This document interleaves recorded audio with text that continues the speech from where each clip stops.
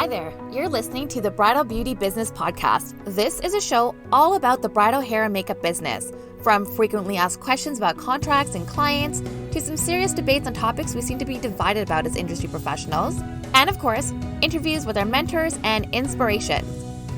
Now, I don't have all the answers, nor do I pretend to, but what I am great at is asking questions and finding a tribe of like-minded individuals who are passionate about what they do, and they want to share and help others do the same. Today, we're diving in deep with Bridal Hair Couture by Katie to talk about the power of the consultation, or what some people refer to as the trial.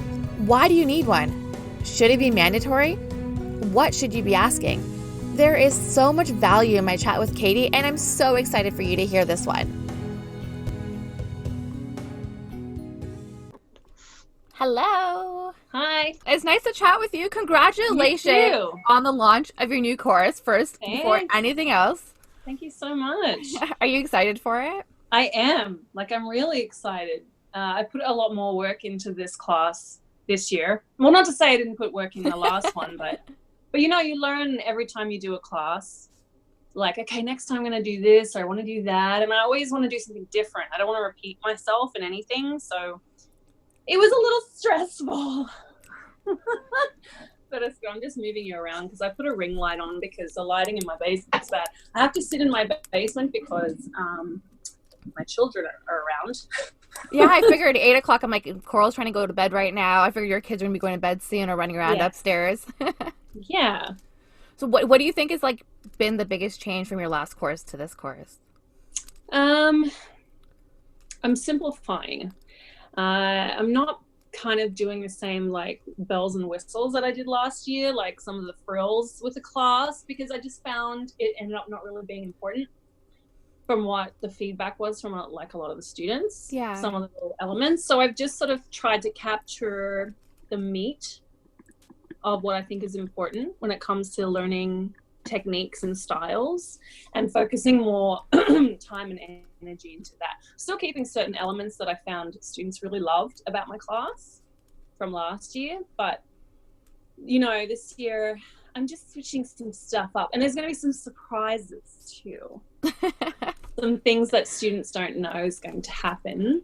Well, I'm super excited because your last class was awesome. I was lucky I got to take it, and I can't even imagine how much better it's going to be if you're changing things up and putting more thought into it. So I'm excited. And you had a great first reaction to it as well, right? Yeah, I did. I had a couple little, glitches, few little errors with dates. I put some wrong dates out and oh no, didn't realize, I had a bunch of different things going on because right now I'm kind of going through rebranding as well, and it was supposed to all be done at the same time, which is insane. I think I was a bit ambitious with that whole thing, but I'm getting a new website built, and so I've been trying to get that done, and obviously wanted to have the workshop ready for that at the same time so that I could launch it all at the same time. It didn't happen. So a few errors, but it's all been fixed. So I've quite literally been stuck to my iPad for the last 48 hours, just emailing everybody and trying to make sure everyone got all the right information and stuff. So, but it's good. It's all worth it. I know. And the one thing I love that even though you're waiting to do the rebrand, you're waiting for the website, that you didn't hold off on launching the course. You just everyone goes back to progress over perfection. So you still did it, which is the biggest thing, because you could have held off. I had to. Otherwise, artists were going to start banging down my door because I was supposed to have it out 2 weeks ago. And you're so overdue. I think you should have had it out last year. You're super overdue, but okay, 2 weeks ago. Yeah. Okay, I know we're short on time today, so I'm going to try to knock the frills off of my questions that I would usually ask you. But since we just got into talking, I will stop you. I do have a little extra time because my husband got home. Yes. So we have more than 20 minutes. So we can take a little bit longer because he's up with the kids right now. So if you need to, it's all good. All right. So let's tell the listeners who you are. How did you get into hair? Tell us about you and your story and how you started. Okay. Well, I kind of... I didn't always know I wanted to do hair, but it did kind of, the passion for the industry kind of started when I was really young, but I didn't really know it. So I was probably around 10 years old, and my mom was really into you know, getting her hair done and all that sort of stuff. And I would always go with her to the salon. And there's this one salon she used to go to, and I would go along with her. And this stylist that she would see, Robert Terranova, I still remember his name. He was like so eccentric and like colorful and just a pleasure to be around. He reminded me of Prince. Like he was like that, you know, and I just remember being like really inspired every time I go in there and thinking that, you know, I want to be a part of this world. Like this looks like fun, you know, because everybody that worked in the salon were just really excited to be there, and they were creative, and it was just really cool. And this is back in the 90s. Okay. Yeah. So, and I had this thing from a very young age, this passion for fashion. So I can remember passion for fashion. So I remember my best friend and I just being obsessed with like 90s runway supermodels, you know, Claudia Schiffer, Cindy Crawford, and Campbell. We would like save their pictures out of magazines and stick them on our walls. And it was sort of that combined with this exposure to this sort of hair industry, with my mom being so, you know, around that all the time, that I just started feeling like I really want to be a part of this industry in some way, the fashion industry. But I'm not somebody who likes to be in the spotlight or the front line. So I like the behind the scenes stuff. I like the idea of like creating something and putting it out there and seeing it up somewhere on a runway. And anyway, so that was on the back of my mind. But as I got into like high school and started thinking about my career, I was actually pursuing fashion design. I thought I would do that. And then I got into grade 10, and we had like work placement, which is like work experience, which they do in Australia in grade 10. Yeah, they have that here too. I think we call it co-op. They do it in grade 10, grade 11, then they do it again in college. Yeah, you just, for 2 weeks, you go and you work somewhere, and you get a bit of a sense of like what you might do when you leave school. So because I always sort of thought the hair industry was cool, I'm like, I'd really like to go and work in a salon. And where I lived at the time in Australia was a little country town, and there really wasn't much, you know, to choose from as far as like, especially with what I wanted to do. So I thought like, hey, hair's kind of the next best thing. So I'm going to go do that. So I managed to get some work experience at this one salon, and it was amazing. I mean, I was only really sweeping floors and like cleaning product shelves and, you know, packing up from the different clients who'd been in the salon and stuff like that. But I just loved the vibe, and I was just really inspired by what was going on and how these artists working in the salon would just had this confidence to sort of take someone and just transform them. And the reaction that, you know, the clients would have, like it was like this superpower. I totally get that. I feel like everyone in the bridal industry or in the beauty industry is in it because of that reaction. Like there is something about that reaction that makes it all worthwhile. Yeah, that's it. So, yeah, I mean, it really inspired me. And then I guess before my co-op ended, I got offered a job. What? Yeah. So you were grade 10 at the time. Yeah, I was what? 16, 17. Yeah, 17. And, you know, I'm like, yeah. And at the time I hated school. And I'm like, this is so much more fun than school. So, you know, they said, well, why don't we put you on probation sort of thing and have you come in and you could do weekends and see what you think. And I'm like, yeah, that sounds good. My parents like the sound of that because they didn't really like the idea of me finishing school early. Yeah. Because in Australia, you can actually, if you get a traineeship or apprenticeship, you can actually leave the end of grade 10. As long as you're doing like a further education, tertiary education. So I'm like, okay. So anyway, it kind of just, you know, unraveled into this full-time job. I left school, stayed working at this one place, and you know, I don't want to kind of tell you everything, but from then on I worked in a lot of different salons. I ended up finishing my apprenticeship. It's a 4-year apprenticeship in Australia before you actually get licensed. So I did my college, my 2 years of college, I got my certificate. You know, I was cutting and coloring and working in lots of different salons. And there was one particular salon I ended up moving cities, and I started working in this one place. And that was kind of when I started thinking, okay, I don't want to just be an in-salon hairstylist. It's boring.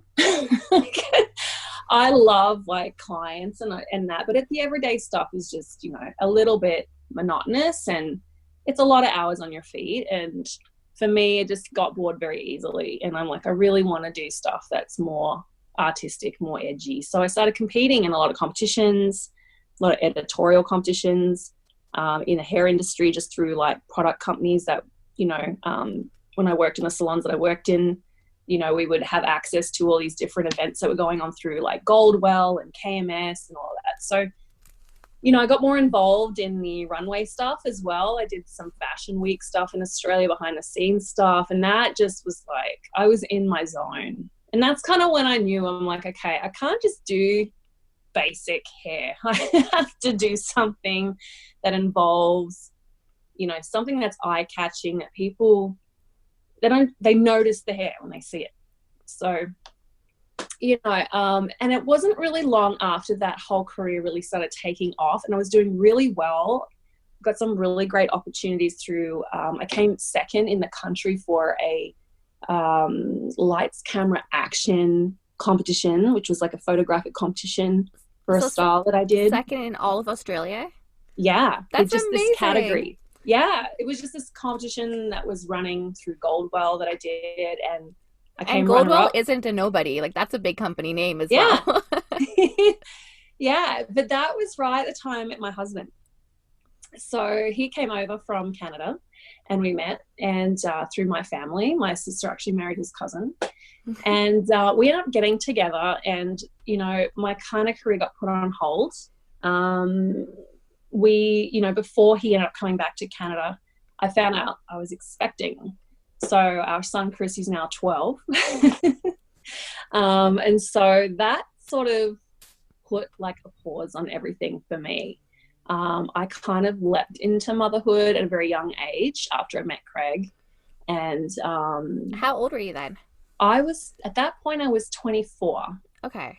So I was young, you know. Yeah, not that young either. It depends on the culture. It's kind of in the middle there. When you said young, I'm like, were you 18? Were you 16?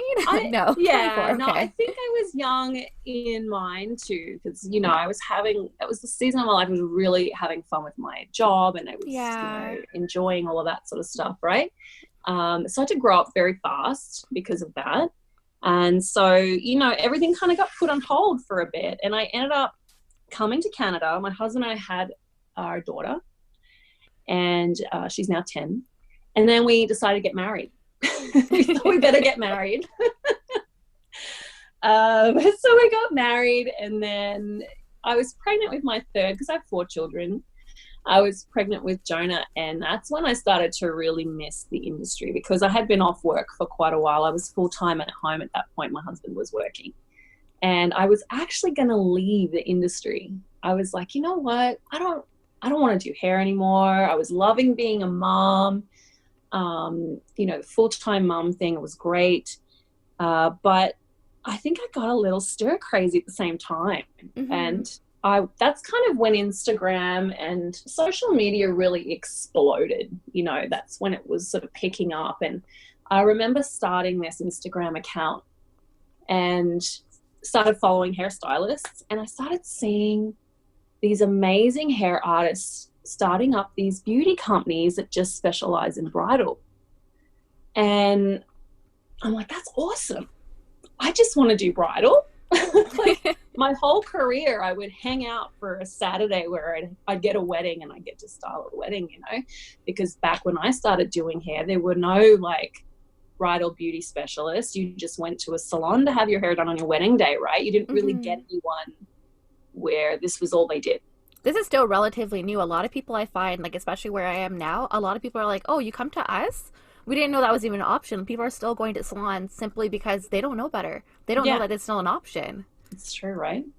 So there was this one artist, and I still love her. I'm obsessed with her. Her name's Natalie Ann, and in Australia. And I started following her. And this was when she was still doing hair out. Like, she's huge now. She's got education. She's got a product line. She's got everything, you know, she's amazing. But when I started following her, she was still working out of her garage in her home. And she was posting pictures of her work. And I was just obsessed. I'm like, I love this girl. She's so inspiring. Her style was very, like, it was bridal, but it was very fashion forward and edgy and sexy. You know, it wasn't this sort of like predictable romantic boho like stuff that you see on Pinterest. You're so over it. I'm so over it. And I was like, that's me. That's what I do. That's my style. Like, that's what I want to be. And yeah, I just decided that's it. You know what? If I could do weddings on weekends, I could still be home with my kids during the week, but my husband's working. This is going to work. So I met a couple makeup artists who are Australian who got me some gigs, got me some weddings, and I started posting my work. And now that I look back at it, I'm like, oh my God. Oh, no. Is this while you were still in Australia, or was this when you had moved here? No, this was here. Okay. I was living here. And I look back now and I'm like, oh, geez, you know, it wasn't very good because I hadn't been working in a long time, you know, so. And how did it feel like starting after not doing it for so long? It's really scary. I feel like when you have a baby or you know, become a mother, and it's like it almost hits a restart button a little bit. It's not like you forget who you are, but. Oh, no, you do. Yeah, well, I guess so in a way, but I mean, I never felt like I forgot who I was, but at the same time, I felt like I lost a little confidence because you feel a bit vulnerable as a mother. There's a lot of pressure when you go back into, you know, any industry because, you know, people expect you to still have it all together, but in the back of your mind, you're thinking about your kids, you think about your husband, you think about, I've got to make sure before I go to work, I do this and this and this. And it's just a whole other level of like anxiety. So I couldn't, you know, initially focus so much on it because there was so many other things in the back of my mind.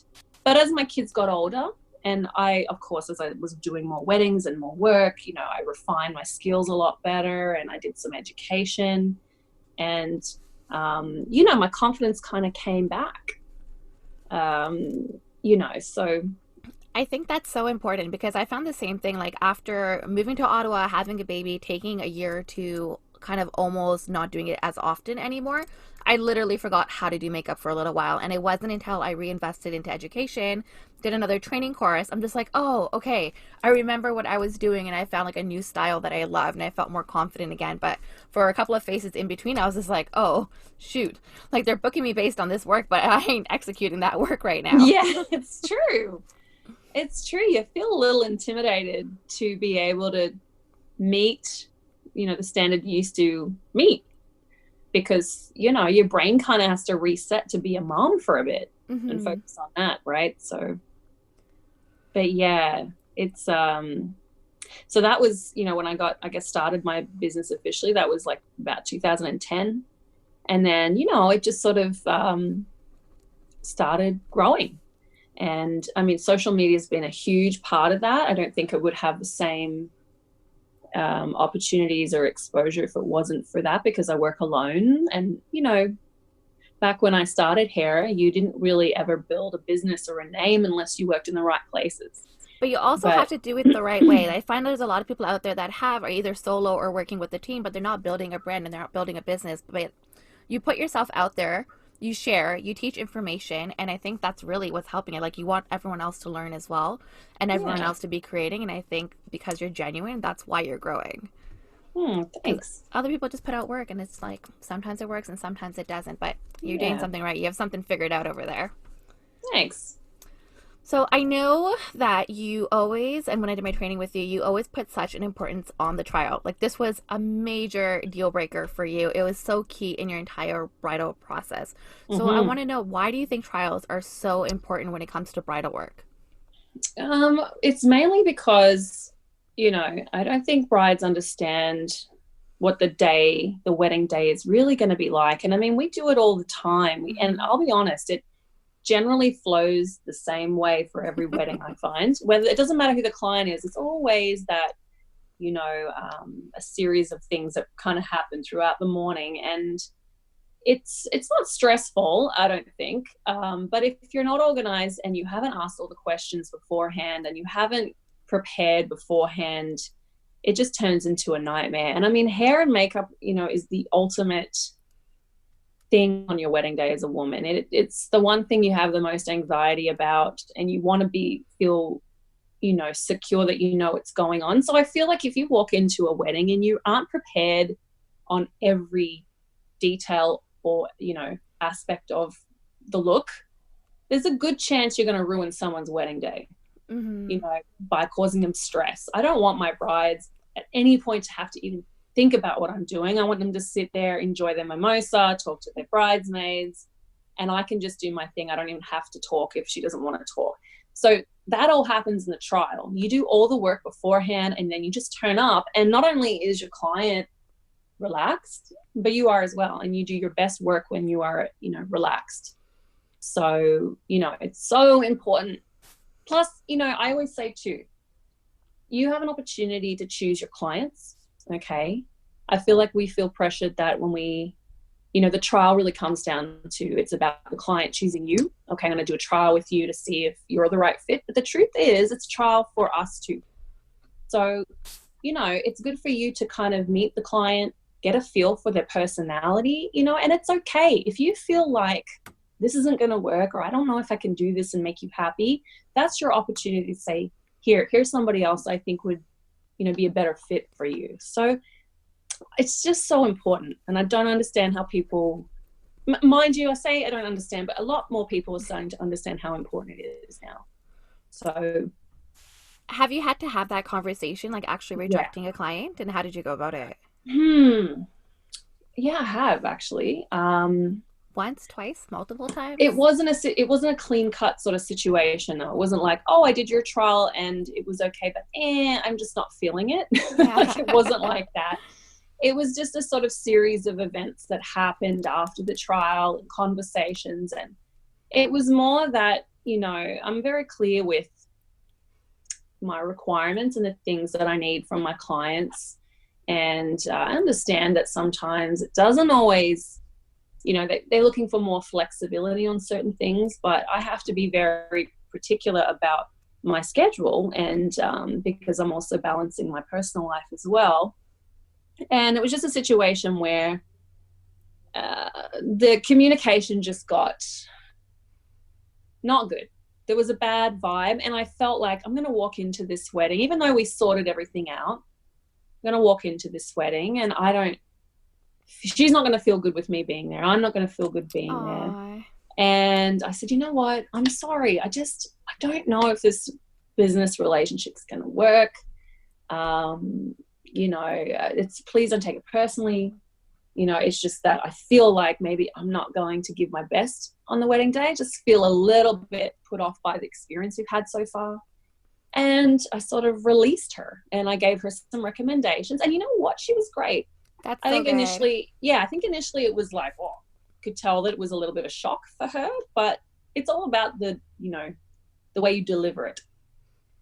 And I was really respectful and professional. And I think she understood. I think she realized, okay, yeah, you're right. It's going to be awkward. so avoid the awkwardness, especially on the wedding day, right? Yeah, absolutely. And it wasn't a personal thing. It's just, I just didn't think, I think I was going to walk in there and I was going to feel like, that my work wasn't appreciated or respected, and in the way I was hoping it would be. So anyway, yeah, it's awkward. It really is. And you've got to have a bit of a thick skin at times too. You don't, not have a thick skin in the way that you're not gentle with your approach with people, because that's very important. You must be personable. But I think you've got to learn that no matter how you go about things, sometimes, one, you have to stay true to what you've established as how you're going to run your business, and not waver from that unless, you feel like, it's a situation where you need to do that. But you've got to learn that sometimes no matter what you do, people are not going to be happy, and you can't take it personally. I used to. And my husband has been good like that, because he's got a real thick skin when it comes to business, and he's helped me sort of become a little bit more like, yeah, well, that sucked. I didn't like that. But you know what? There's a lot of other people out there who appreciate my work or I like working with. So I'm good. And if you had a deposit, you would return the deposit, right? Oh, yeah, Yeah. absolutely. Anytime there's a situation where I've made that decision and they've placed a deposit already, absolutely. Yeah. What does your hubby do? He's in pharmaceutical sales. Okay. Yeah, Definitely he's a need thick skin for national. that one, right? Yeah. Yeah, he's in charge of training a lot of the Canadian reps for the company that he works for. So. Okay. So Yeah. what should the point of the trial be? Like, what is the purpose of the trial? Why do you go through the hassle of making sure everybody has one? All right. Well, the point of the trial is to sit down, obviously get to know the client, build a little bit of a relationship, because it's usually the first, if they haven't secured you already, they want to do a trial before that. You're meeting them kind of early on. And it's the beginning of your journey together. So you're going to get a really good vibe, or a bad vibe, and you're going to know whether it's going to work, first of all. Second of all, it's important to make sure that you have time to prepare to give them the look that they want. And you can sit down and you can really customize the style that they want, to make sure that not only you're giving them something that they want, but you're also giving them suggestions and a little bit of you in there as well. Like often my clients will bring a picture of something that they want, but I always make a little suggestion. I'll say, well, how about we do that, but we do it like this, or we add this, and you can't really do that on a wedding day because you need the time to be able to gather resources, whether it's extensions or headpieces or things like that. And majority of the time my clients are sort of sent off on a little bit of a shopping venture to find things to add to their look. So it's really vital that you do it, because that's where your best work is, going to be. It's all about preparation. I love trials because I find a lot of times when I do the trial and then I take a photo, I have the time to recap on it and see what can be changed after. Because sometimes the client's happy with it, but you're not happy with it, and it gives you the opportunity to change it and tweak it as well for the wedding day. True. Yeah, absolutely. So if you were to narrow down just some key pieces of information that you should get from the trial that will make or break the entire wedding for you, like what is something that other artists should be fishing for? So you want to ask them, first of all, questions about their hair. Does their hair normally hold curl well? Do they find it difficult to get volume out of their hair? Things like that, because even though you might have a knowledge on their hair and feel their hair, they know best when it comes to their hair's ability to hold curl. And usually people are requesting looks that need to hold up all day. So that's one of the first things. You want to make sure that you really establish what the hair will do and what it won't do. And then be honest and say, listen, your hair isn't going to do this. So these are the looks we can do. So very important to be honest about their hair and what it will do and what it won't do. That's the number one thing. The second thing is you really want to get them to show you every element of their wedding, if possible, whether it be their color scheme, the theme, if there's a theme, their wedding dress, of course, any accessories. Usually brides will have a Pinterest board or, 1,000 pictures in their phone of everything from their wedding.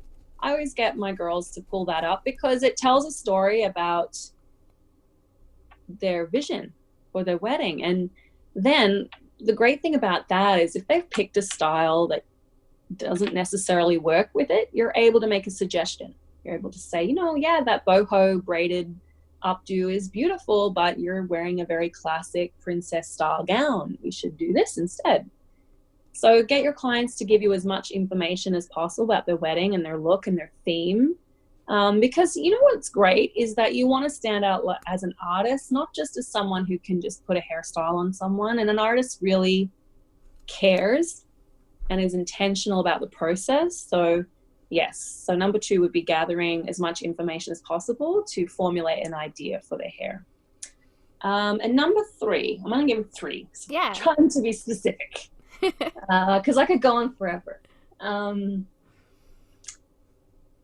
3 would be getting an idea of the looks for the rest of the bridal party.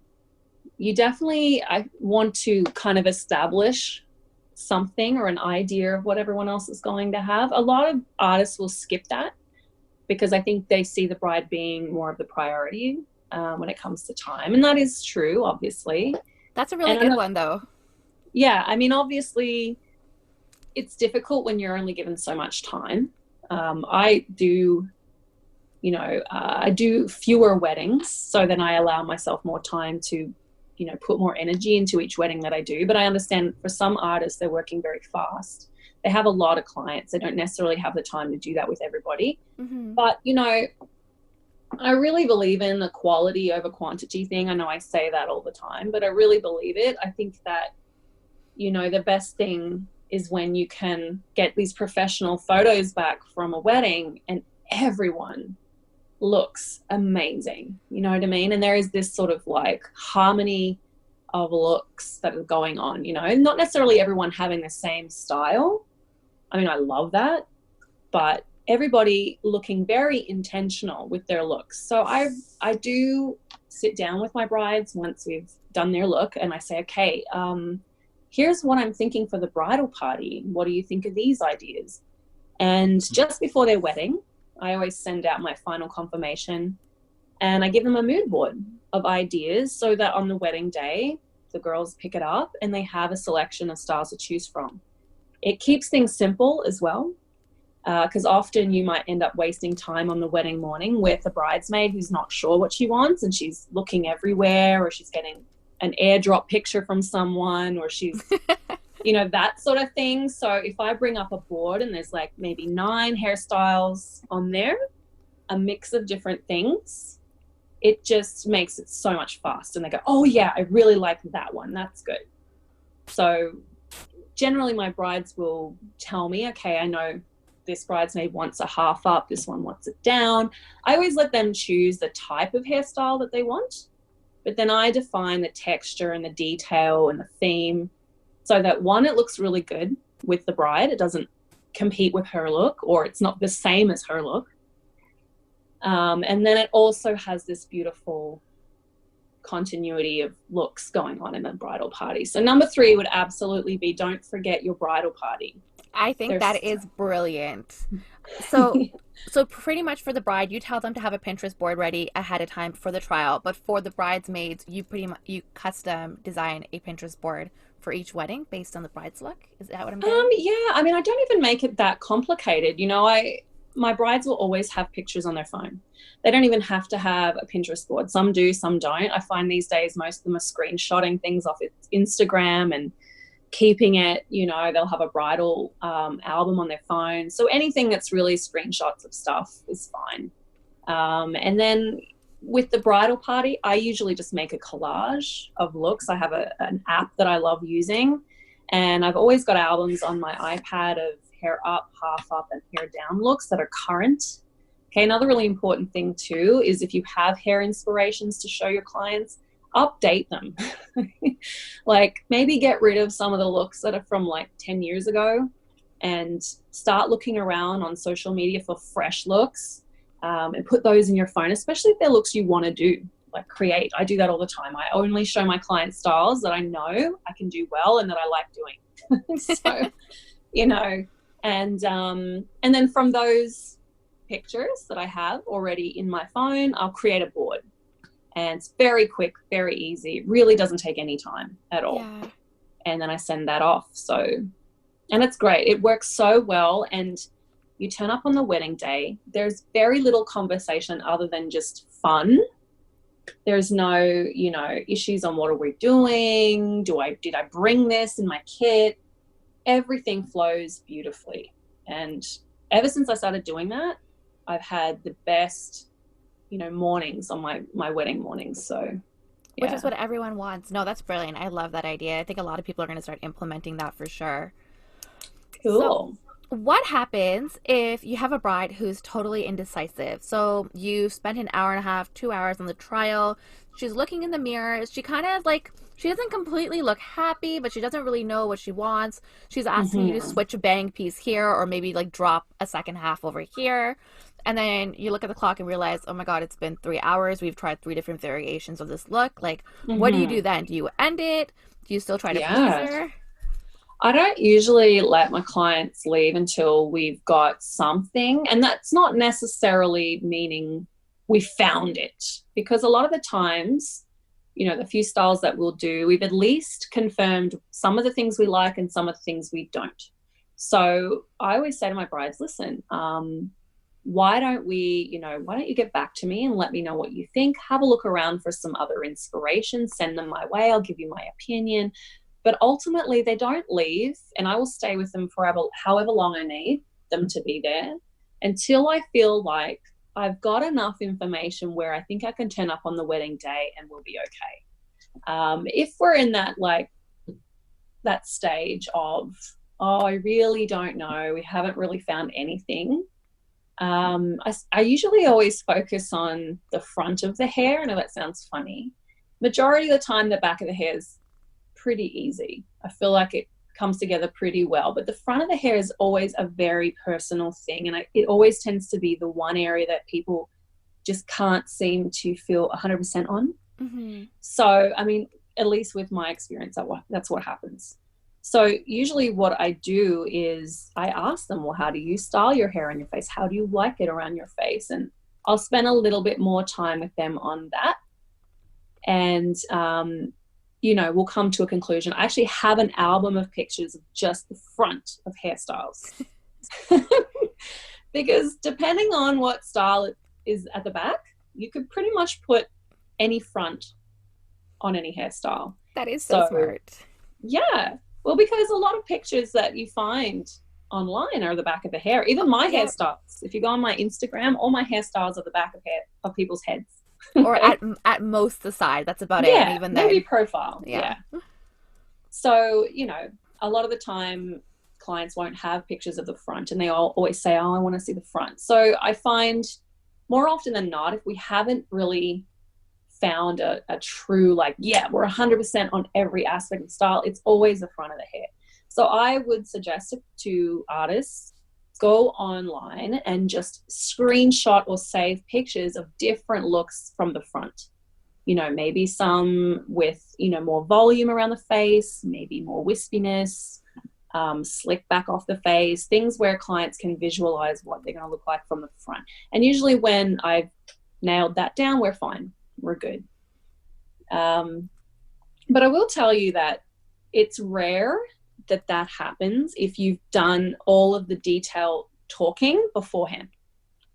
I rarely get to the end and it's not what they're looking for, because I did all of the discovering beforehand. I did all of the research beforehand when we sat down, and I looked at their theme and their, dress, and we talked about their hair texture. Usually when I get to the end, it all falls into place because I did the hard work first. So if anybody is listening and this is an issue that they're having, they need to go back about 5 minutes ago and re-listen to those 3 points, because that will be your gold right there. Exactly. That's actually a really great point. Try to focus when they're talking to you in the beginning and capture certain keywords that they're using. And then, when they get stuck, you can refer back to those and say, okay, remember when you said you really liked more volume around the face? That's sort of what we were trying to achieve. And, it sort of refreshes their memory, and they realize, because it's very easy to kind of lose track of the vision when you've got so many ideas going on. Definitely. I'm one of those girls that come in with 20 ideas, and I'm just like, okay, wait, can we put these all together? People hate me for that. Yeah. So when you go over time, do you charge them extra for that time, or do you just take it upon yourself? I do. If it's a situation where I wasn't able to give them, I wasn't able to deliver on what I said I would, then I don't. But if it's, I feel like we've already found what we're looking for and we're okay, but they just want to try something else, or if I get that sense that they're just taking up my time and we don't need to, then I do charge them more. And that's something that's really easy to feel out. Easily what direction that is. That's true. Yeah. So what if you've done this trial, it's different trial, you had a successful trial, it's a regular hour and a half, 2 hour trial, and you did this beautiful updo, the bride loved it, and on the wedding day she shows you a downdo, say it's a boho down braid. Do you convince her into the look that you originally did, or? It does happen, and I hate it. I hate it. But I get it. Because you know what? That is me. I'm the same. I would just be like, you know what?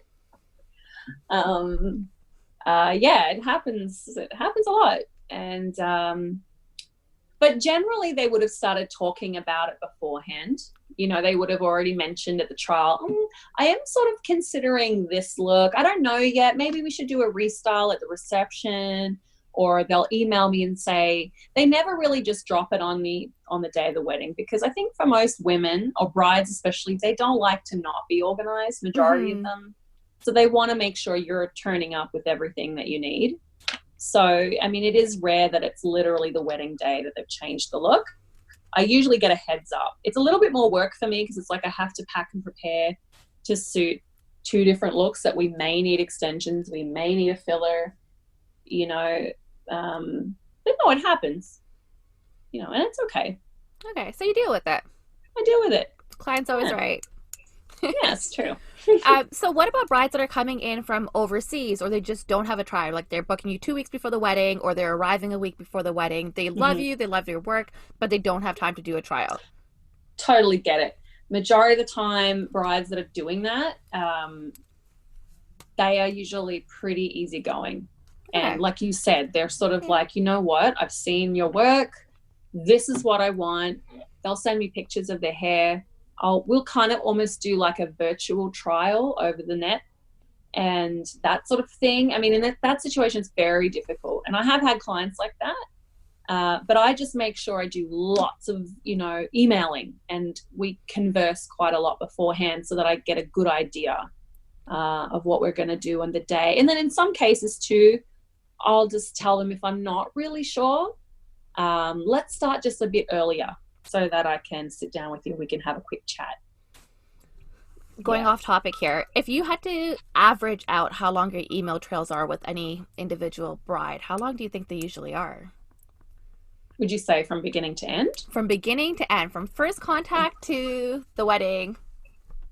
I know it's a tricky one. Well, no, see, because some of it's also you got to draft up quotes, then you've got to change all of it counts.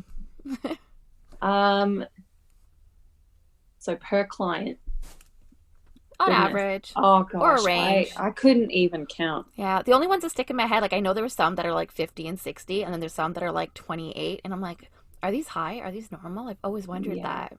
Yeah.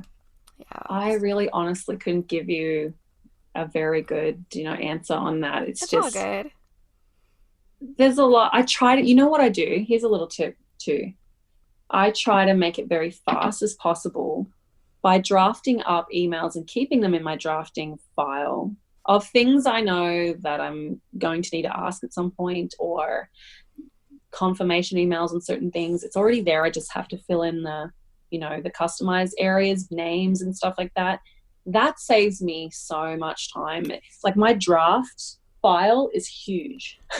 I'd love Tave for that. I don't know if you ever heard of Tave. There's other ones like Honeybooks and 17 Hats, but Tave is freaking amazing. You can automate everything. I think I only use like 10% of the power that it has, and it's already made my life easier. Like all those drafts, you can just like customize it. I'll send you the link afterward. But it's great. Yeah. It takes a lot of struggle to set it up, and you might even be better to like hire somebody to set it up for you. But once it's going, everything is one click. Everything. And I love that. Payment details, everything is completely automated. It's amazing. It's so good. And I'm barely using it. Yeah, it's so good. So do you build in the cost of the trial into your bridal package, or is it additional fee? It used to be like an additional fee, but because now it's mandatory, it's built into my package. Perfect. Yeah. And now you've been doing hair for years and years and years, since you were like 10 years old. Well, okay, your first co-op position, that means you're a master now, right? So when you go to work, you go to a gig, you don't get stressed out during a style, you don't think twice, someone shows you a picture, you show up, and you can instantly create it, right? No. At weddings, I can. Weddings are like, weddings are relatively easy compared to other gigs, to be honest. I learned that like the hard way in the last few years, where I sort of started to explore in the editorial world a little bit more and get experimental with collaborations and things like that. Bridal, you get to dictate how much time that you spend on each person, and you give yourself the time you need. Mm-hmm. Whereas with some other jobs, you know, you think you're going to get this amount of time, but the truth is you don't. And I think my biggest anxiety, I do hate not being prepared, and I hate it not being perfect, especially if it's photographic work. I have serious anxiety because hair is very hard to edit. You literally it has to be perfect. And if it's not, I don't want it published. Aww. I don't want it out there because I need everything to be perfect. So when you're not given enough time and you turn up to something, and I mean, you have to go with the flow. I guess maybe this is something that I've got to grow in. If you were to ask me that, I've got to learn to let go of some things and not be too ambitious with my plans, because I'm like, right, I'm going to do this, and then I'm going to change it into this, and then I turn up with all this stuff ready to go, and just the flow of the day isn't going that way, and you just have to be able to create something very fast. Yeah. So 20 minutes between changes sometimes. You're like, what? True. 20 minutes? Yeah. What? Exactly. And I've done shoots where I'm like, I was so looking forward to this. This was going to be amazing. And none of the looks are what I was looking for and what I wanted to do, because we didn't have enough time. Yeah. I think every artist can relate to that 100%. Yeah. So actually bridal gives me less anxiety. So what do you do when you do get stressed? Like, say you're doing a bridal look, and you do start to get stressed out, like something just isn't working. Like, how do you regain your composure? Like, what do you do? What's your thought process? I think I've got to learn to, like, I'm not very good at, I mean, I don't freak out or anything, but I definitely kind of make it known because I care so much. Aww. And people can tell when I'm like, you know, oh, it's just not working. And it depends who you're working with. You know, good friends with Gassia Laranov of Blush and Balm, and we did a shoot together recently. And I love her because she knows me, and she knows we're both perfectionists when it comes to what we do. And she totally gets it with me when I will be doing a shoot and I'm just like huffing and puffing and I'm like, it's working. And she's like, okay. And she's like, calms me down. And she's like, why don't we stop? Why don't you just change it? Just change it. Take your time. We'll change it. You'll be fine. I'm like, yes. Okay. So I try to kind of gather my thoughts, or if it's just not working, I just take it out and I say, look, I'm sorry. It's just going to look terrible. Give me like 15 minutes. I'll put something together. And then, you know, I go on my phone and I'm looking for alternative options, and, you know, but I don't like feeling that way. That's for sure. I really like to walk in and, you know.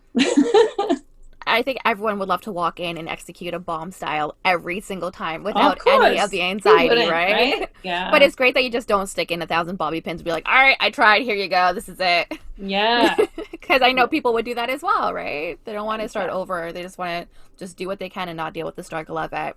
So are you still practicing? Like, do you still practice during a week? Yeah. Not often? Recently. I haven't. Recently, I haven't had much time. Well, I did a little bit of practice and prep before the workshop because I wanted to make sure that I could actually do all the styles in the right amount of time.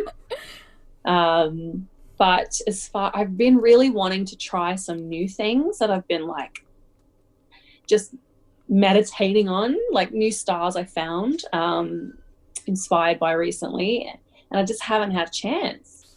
I rarely actually get an opportunity to play around with my mannequin and try stuff. Except for when my classes are running. Usually when the students are recreating looks, sometimes I'll play around and I'll show them different versions, like you remember in my class. Yeah, I remember that. You're on the side, you're like, you can also do this, or like check out this. Yeah. And you light up when you do it too. So you can tell that you really enjoy it. So it's mainly new styles, and timing is what you kind of focus on whenever you get time to practice then, right? Yeah, I'd say that. And then what should a new stylist be focusing on during their practice sessions when they're starting? Well, I mean, if there's areas of hairstyling you struggle with, it's always got to be, as much as sometimes it can be boring, you really should perfect those in your practice time, because you just don't know when a client is going to ask for that. So do the stuff that's hard. Don't just keep redoing what you know how to do already. Yeah, which is tempting. You know, it's tempting to try and play around with styles you really want to do, but if there's areas that you haven't perfected, like maybe vintage waves or something that you just have never really been able to do perfectly on a client, do it on a mannequin, because you can take your time. You can really start to think more about the process. It's very hard to do that on a client when you've got, 45 minutes. So yeah, those areas that you kind of have anxiety about, that's what you need to practice in your quiet time.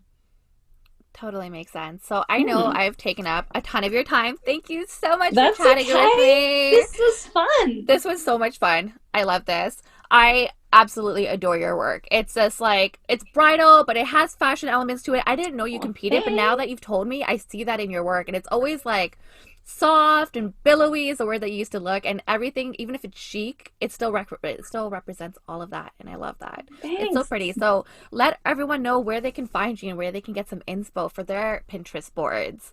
Okay, so you can follow me on Instagram at Bridal Hair Couture by Katie, and keep an eye out for my new website too. It's already there, but Ooh, new the one. rebrand. Yeah, the rebranding. It'll be in maybe 2 weeks or so. It should be up and running. By the time this episode releases, the rebrand and the new website will already be up. So we'll link that in the show notes as well. No, it totally will, because this is going to take a couple of weeks. I'm slow. I'm slow. Don't expect this to go up tomorrow. Progress, not perfection, right? That's true. Thank you so much, Neela. Thank you.